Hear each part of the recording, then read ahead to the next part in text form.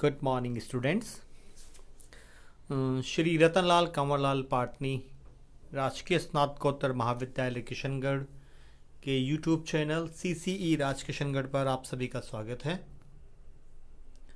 मैं महेंद्र कुमार वर्मा, सहायक आचार्य व्यावसायिक प्रशासन विभाग। स्टूडेंट्स, आज हम बीकॉम पार्ट फर्स्ट के paper first principle of management प्रबंध के सिद्धांत के अंतर्गत आज हम बहुत ही इम्पोर्टेंट टॉपिक को डिस्कस करने जा रहे हैं। हेनरी फ्योल द्वारा प्रतिपादित प्रबंध के सिद्धांत। स्टूडेंट्स, ये जो क्वेश्चन है ये डेफिनेटली आपके ईयरली जो एग्ज़ाम्स होते हैं उसमें आता ही है, और ये आपके जो ऐसे टाइप जो क्वेश्चन होते हैं जो 20 मार्क्स का जो क्वेश्चन है उसमें इसका क्वेश्चन डेफिनेटली एवरी ईयर बनता ही है। तो आपके एग्ज़ाम के हिसाब से ये जो वीडियो है ये बहुत ही इम्पोर्टेंट है। वैसे तो आधुनिक प्रबंध के जन्मदाता हेनरी फ्योल पहले व्यक्ति ही थे जिन्होंने प्रबंध के सिद्धांतों को व्यवस्थित रूप से प्रस्तुत किया था। प्रबंध के इन्होंने 14 सिद्धांत बताए थे जो उन्होंने अपने व्यक्तिगत अध्ययन के आधार पर निर्धारित किए थे। स्वयं वैज्ञानिक प्रबंध के जन्मदाता टेलर ने भी कुछ एक सिद्धांतों की व्याख्या की है। उनमें से कुछ तो फ्योल के सिद्धांतों से मेल भी खाते हैं। इन दोनों प्रारंभिक विद्वानों के बाद अनेक लेखकों ने प्रबंध के सिद्धांतों का समय समय पर वर्णन किया है, लेकिन जो सर्वमान्य जो सिद्धांत हैं जो हेनरी फ्योल द्वारा प्रतिपादित किए गए थे उनको ही सर्वमान्य माना जाता है। ये मैक्सिमम जगह उन्हीं सिद्धांतों को अपनाया जाता है। तो हम आगे इस वीडियो में उन्हीं 14 सिद्धांतों के ऊपर डिस्कस करेंगे जो कि आपके ईयरली एग्ज़ाम्स के हिसाब से या उसके पॉइंट ऑफ व्यू से भी काफ़ी इम्पोर्टेंट है। तो हम फ्योल द्वारा प्रतिपादित जो सिद्धांत हैं जिसमें पहला जो सिद्धांत हेनरी फ्योल ने दिया है वो है कार्य या श्रम विभाजन या विशिष्टीकरण का सिद्धांत। स्टूडेंट, फ्योल ने जिसे कार्य या श्रम विभाजन का सिद्धांत कहा है यानी कि डिवीजन ऑफ वर्क, टेलर ने उसे ही विशिष्टीकरण का सिद्धांत भी कहा है। यानी कि स्पेशलाइजेशन, आपका किसी न किसी कार्य में अगर आपका स्पेशलाइजेशन है तो आपको वही कार्य करने के लिए देना चाहिए। दोनों का जो सार है वो एक समान है। यह सिद्धांत यह कहता है कि संपूर्ण कार्य को अनेक भागों में विभाजित करना चाहिए तथा कार्य के प्रत्येक भाग को एक विशिष्ट ज्ञान या योग्यता वाले व्यक्ति को सौंपना चाहिए। इस सिद्धांत का आधार यह है कि प्रत्येक व्यक्ति प्रत्येक कार्य करने में दक्ष नहीं होता, अतः प्रत्येक व्यक्ति को वही कार्य दिया जाना चाहिए जिसमें वह विशेष योग्यता एवं अनुभव रखता है। इसके अतिरिक्त प्रत्येक व्यक्ति के पास सीमित समय होता है, अतः वह सभी कार्यों को कर भी नहीं पाता। इसलिए कार्यों का या श्रम का विभाजन अनिवार्य हो जाता है।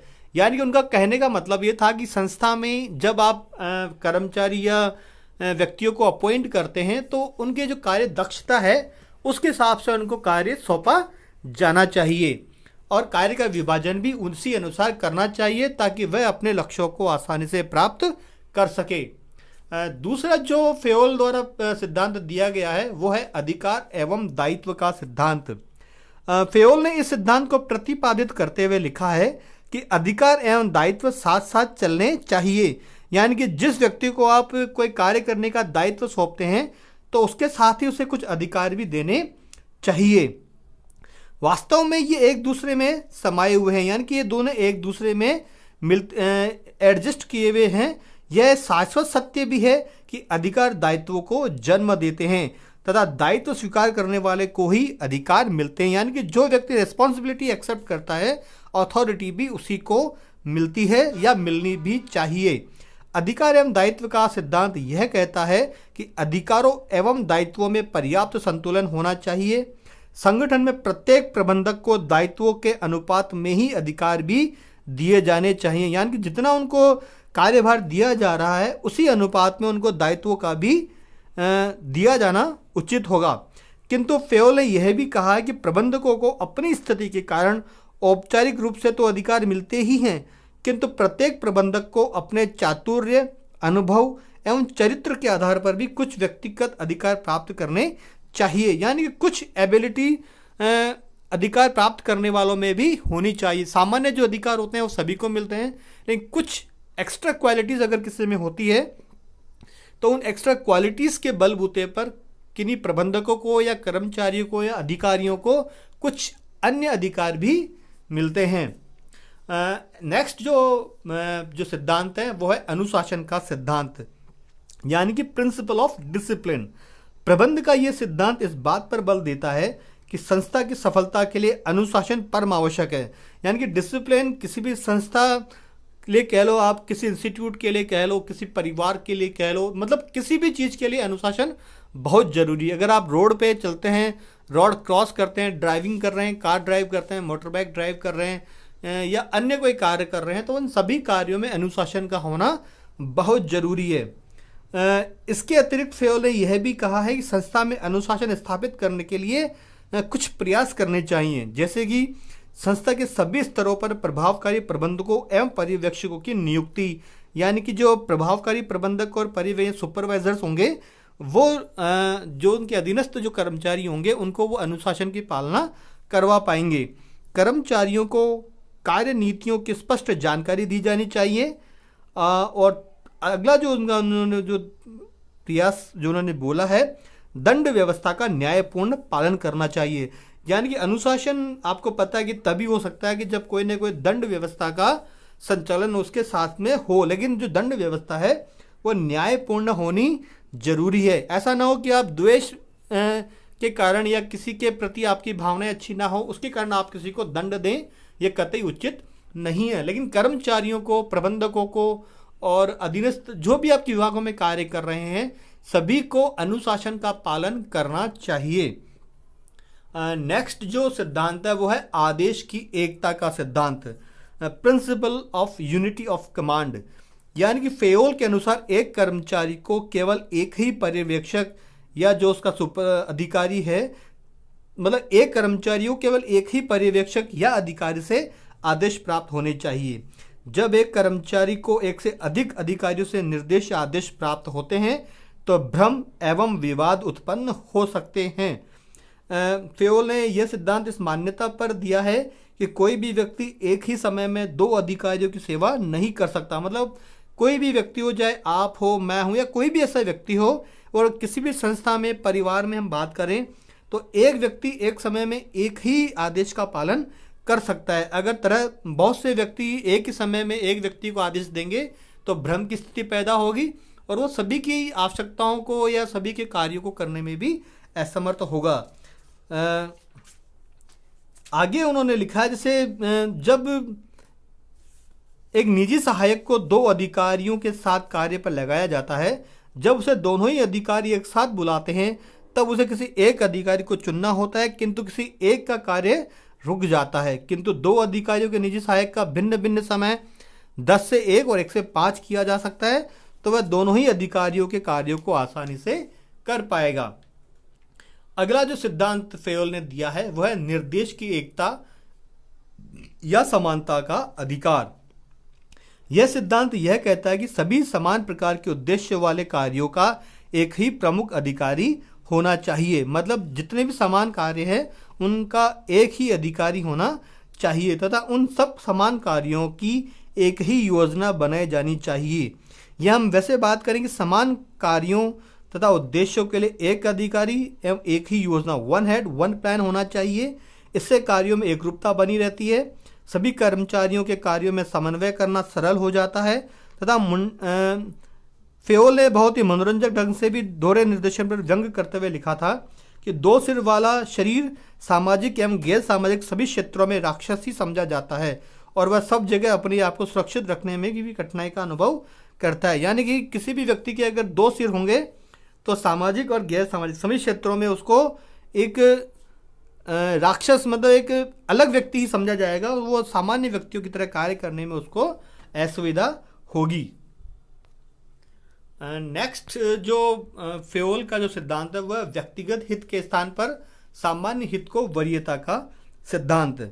फेयोल ने इस सिद्धांत के अंतर्गत यह कहा है कि प्रत्येक कर्मचारी को अपने व्यक्तिगत हितों की तुलना में सामान्य हितों को वरीयता देनी चाहिए। उन्होंने यह भी कहा है कि यदि व्यक्तिगत हितों तथा सामान्य हितों में संघर्ष हो तो व्यक्तिगत हितों के स्थान पर या उनका त्याग कर देना चाहिए, उनके स्थान पर सबके जो हित हो, सामान्य हित को वरीयता देनी चाहिए। इस सिद्धांत के क्रियान्वयन के लिए निम्नलिखित 3 सुझाव फ्योल साहब ने दिए हैं, जिसमें सबसे पहला है कर्मचारियों तथा प्रबंधकों के बीच न्यायपूर्ण एवं स्पष्ट समझौते किए जाने चाहिए। सेकंड, उन्होंने बोला है प्रबंधकों को अपने आचरण के अच्छे उदाहरण प्रस्तुत करने चाहिए। और थर्ड है अधीनस्थों का नियमित निरीक्षण करते रहना चाहिए, क्योंकि जब आप ऐसा करते हैं तो उन्हें भी अपने कार्य करने की भावना का एहसास होता रहता है और वो अपने उद्देश्यों को आसानी से पूरा कर पाते हैं। अगला है कर्मचारियों के पारिश्रमिक का सिद्धांत, principle of remuneration of personal.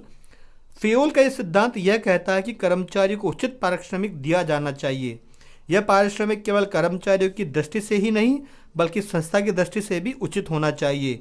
Fayol ने कहा है कि पारिश्रमिक भुगतान की कोई निश्चित विधि नहीं बताई जा सकती, अतः परिस्थितियों के अनुसार ही समय अनुसार प्रत्येक इकाई आधार पर अथवा किसी अन्य विधि के अनुसार पारिश्रमिक का भुगतान करना अनिवार्य है, क्योंकि बिना पारिश्रमिक के कोई भी व्यक्ति लंबे समय तक आपकी संस्था में कार्य नहीं कर पाएगा। अगला जो पॉइंट है या अगला जो सिद्धांत है केंद्रीकरण का सिद्धांत, प्रिंसिपल ऑफ सेंट्रलाइजेशन। जब संस्था में निर्णय लेने के सभी अधिकार उच्च प्रबंधकों के हाथों में केंद्रित रहते हैं तब संस्था में केंद्रीकरण की स्थिति होती है। इसके विपरीत जब निर्णय लेने के अधिकार अधीनस्थों को सौंप दिए जाते हैं तो वह विकेंद्रीकरण की स्थिति कहलाती है। फेयोल ने इस सिद्धांत के अंतर्गत यह कहा है कि संस्था में न तो अधिकारों का अधिक केंद्रीकरण होना चाहिए और न ही अधिक विकेंद्रीकरण हो। प्रत्येक प्रबंधक को अधिकारों में केंद्रीकरण तथा विकेंद्रीकरण में संतुलन स्थापित करना चाहिए, किंतु इनमें संतुलन विस्थापित की परिस्थितियां तथा कार्य की प्रकृति को ध्यान में रखकर ही स्थापित किया जा सकता है।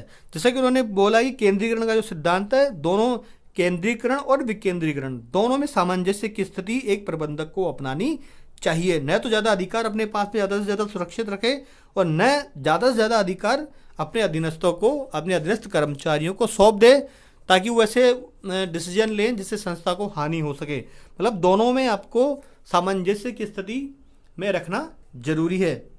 अगला जो सिद्धांत है वो है सोपान श्रृंखला या पदानुक्रमता का सिद्धांत, स्केलर चेन प्रिंसिपल और प्रिंसिपल ऑफ हियरार्की। फेयोल के अनुसार प्रत्येक संगठन में उच्च प्रबंधक से लेकर निम्नतम स्तर के प्रबंधक के बीच अधिकारों की अखंड धारा बहती है, अतः आदेशों के देने तथा प्रतिवेदन प्रस्तुत करने के लिए सामान्यतः इसी धारा या मार्ग का अनुसरण करना चाहिए। यानी कि उनका कहने का मतलब है कि उच्च प्रबंधक से लेकर निम्नतम स्तर के प्रबंधक दोनों के बीच में अधिकारों के लेने और देने दोनों की अखंड एक धारा बहती रहती है, अतः आदेशों को देने प्रतिवेदन प्रस्तुत करने के लिए सामान्यतः इन्हीं आदेशों का जो मार्ग होता है अनुसरण करना होता है। दूसरे शब्दों में यह सिद्धांत यह कहता है कि सामान्य परिस्थितियों में आदेश निर्देश देने तथा सुझाव एवं प्रतिवेदन प्रस्तुत करने के लिए संगठन के अधिकारों की श्रृंखला, अधिकारियों के पदानुक्रम के पूर्ण रूप से ध्यान में रखना चाहिए। सामान्यतः बीच के किसी भी अधिकारी को टालकर आदेश या निर्देश या सुझाव आदि नहीं लेने देने चाहिए। किसी भी पदानुक्रम स्तर पर बैठे अधिकारी को टालकर या उसकी उपेक्षा करके दो भिन्न स्तरों के अधिकारियों को संदेशों को आदान प्रदान नहीं करना चाहिए। यानी कि आप इसको ऐसे भी समझ सकते हैं कि अगर ऊपर जो सबसे टॉप में जो मैनेजर है अगर वो ए है, उसके बाद में बी है, सी है, डी है, ई है, अगर ए व्यक्ति को अगर कोई आदेश ई तक पहुंचाना है तो उसे प्रॉपर चेन के माध्यम से जैसे ए बी को देगा, बी सी को, सी डी को, डी ई को, ऐसा ना हो कि ए डायरेक्ट डी को पहुंचे और डी फिर ई को दे, तो बी और सी जो अधिकारी हैं उनका आप बाईपास कर दें। ऐसे करेंगे तो आगे चल के एक असामान्य परिस्थितियां पैदा होंगी और असंबंधित अधिकारियों के बीच में, समान अधिकारियों के बीच में प्रत्यक्ष रूप से संदेशों का आदान प्रदान नहीं हो पाएगा और लोगों में सामंजस्य की स्थिति भी नहीं हो पाएगी। अगला जो सिद्धांत उन्होंने दिया है वो है व्यवस्था का सिद्धांत। अगला जो पॉइंट है वो है व्यवस्था का सिद्धांत, यानी कि प्रिंसिपल ऑफ ऑर्डर्स। फेयोल द्वारा प्रतिपादित यह सिद्धांत यह कहता है कि प्रत्येक व्यक्ति तथा वस्तु को उपयुक्त व्यवस्था करनी चाहिए। जहाँ तक व्यक्तियों का प्रश्न है, प्रत्येक व्यक्ति को सही स्थान पर लगाया जाना चाहिए, उसका एक समान निर्धारित एक स्थान निर्धारित कर देना चाहिए। इसी प्रकार वस्तुओं या सामग्री को ही यथास्थान रखना चाहिए तथा उसका भी पहले से ही स्थान निर्धारित हो। यानी कि ये सिद्धांत ये कहता है कि प्रिंसिपल ऑफ ऑर्डर्स, मतलब हर व्यक्ति हर वस्तु का स्थान निश्चित हो, ताकि कभी भी अगर किसी व्यक्ति की या वस्तु की जरूरत हो तो संबंधित व्यक्ति उसी स्थान पर जाकर उस व्यक्ति से संपर्क कर सकता है या उस वस्तु का या उस स्थान का उपयोग कर सकता है। अगला जो पॉइंट या सिद्धांत है जो फेयोल ने दिया है वो है 11वां जो सिद्धांत उन्होंने दिया है, न्याय या निष्पक्षता का सिद्धांत। प्रबंध का यह सिद्धांत यह कहता है कि प्रबंधकों को अपने कर्मचारियों के साथ उचित, निष्पक्ष, समता एवं दयालुता का व्यवहार करना चाहिए। फेयोल का विश्वास था कि इससे नियोक्ता तथा कर्मचारियों के बीच मधुर संबंधों का सूत्रपात होगा। यानी कि अगर एक प्रबंधक या जो संस्था के ऑनर्स होते हैं, नियोक्ता हैं, वो अगर कर्मचारियों के साथ उचित व्यवहार करते हैं, निष्पक्ष रहते हैं, समानता का व्यवहार करते हैं, दयालुता रखते हैं, तो जो कर्मचारी हैं वो संस्था के प्रति ज़्यादा निष्पक्षता से काम करेंगे या ज़्यादा जुड़ाव रख के काम करेंगे और लंबे समय तक संस्था में टिके रहेंगे। अगला जो है सिद्धांत है वो है कार्यकाल में स्थायित्वता का सिद्धांत, यानी कि principle of stability of tenure. यानी कि यह सिद्धांत यह कहता है कि कर्मचारियों का कार्यकाल स्थायी होना चाहिए। इस सिद्धांत के पीछे यह मान्यता रही है कि कोई भी कर्मचारी जब किसी नए कार्य पर लगाया जाता है तो उसे उस नए कार्य को सीखने में कुछ समय लगता है, अतः बार बार उसका स्थानांतरण किया गया तो उसे बार बार नया कार्य सीखना पड़ेगा। इसके कारण वह किसी भी कार्य में कुशलता प्राप्त नहीं कर पाएगा। इसलिए इनका कहने का मतलब है फेयोल का कि कोई भी व्यक्ति अगर आपकी संस्था में नया नियुक्त होता है तो उसे उस कार्य को, जिस कार्य पे उसको लगाया गया है, उस कार्य को सीखने के लिए पर्याप्त समय देना चाहिए और लंबे समय तक उस कार्य पर बनाए रखना चाहिए ताकि वह उसमें कार्य कुशलता हासिल कर सके। अगला है पहलपन का सिद्धांत, प्रिंसिपल ऑफ इनिशिएटिव। पहलपन का यह सिद्धांत यह बताता है कि प्रत्येक प्रबंधक को अपने अधीनस्थ कर्मचारियों को उनके कार्य की योजनाएं बनाने तथा उन्हें क्रियान्वित करने की कुछ स्वतंत्रता देनी चाहिए। इससे उनकी सृजनात्मकता यानी कि क्रिएटिविटी क्षमता का विकास होगा तथा अधीनस्थों को आंतरिक सुख का अनुभव होगा। इससे संपूर्ण संस्था के कर्मचारियों में पहलपन की भावना का भी विकास होगा। लास्ट जो सिद्धांत उन्होंने दिया है 14 नंबर का वो है समूह भावना का सिद्धांत, यानी प्रिंसिपल ऑफ टीम स्पिरिट। यह सिद्धांत यह कहता है कि प्रबंध की सफलता के लिए प्रबंधकों को अपने कर्मचारियों में समूह भावना तथा एकता की भावना का विकास करना चाहिए, यानी कि वो सबको एक साथ मिलाकर काम करने में योग्य हो। इस हेतु फेयोल ने कहा है कि प्रबंधकों को कर्मचारियों से प्रत्यक्ष संपर्क बनाए रखना चाहिए। प्रबंधकों को जब भी समय मिले कर्मचारियों के साथ संदेशों का आदान प्रदान मौखिक रूप से करना चाहिए। उन्हें औपचारिक रूप से लिखित संदेशों का आदान प्रदान बहुत ही कम करना चाहिए। आपसी सहयोग बढ़ाने के लिए प्रबंधकों को कर्मचारियों की समस्याओं का तत्काल समाधान करना चाहिए। स्टूडेंट, फेयोल के ये 14 जो सिद्धांत हैं इनको जिस समय उन्होंने दिया था तब भी और आज के प्रेजेंट के जो सिनेरियो है उसमें भी ये सिद्धांत भली प्रकार से फलीभूत हैं। मतलब इनको अपना अगर कोई भी संस्था अपने जो फर्म है या अपनी संस्था है उसमें अच्छे से अपना प्रबंध चला सकती है, अपने कर्मचारियों को, अपने अधीनस्थ कर्मचारियों को, अपने प्रबंधकों को लंबे समय तक अपने संस्था में बनाए रख सकती है, अपने उद्देश्य को आसानी से प्राप्त कर सकती है और ऐसा सब करने से उसकी ख्याति बढ़ती है और उसका जो टेन्योर है मार्केट में वो लंबे समय तक बना रहता है। तो आज के इस वीडियो में इतना ही। धन्यवाद।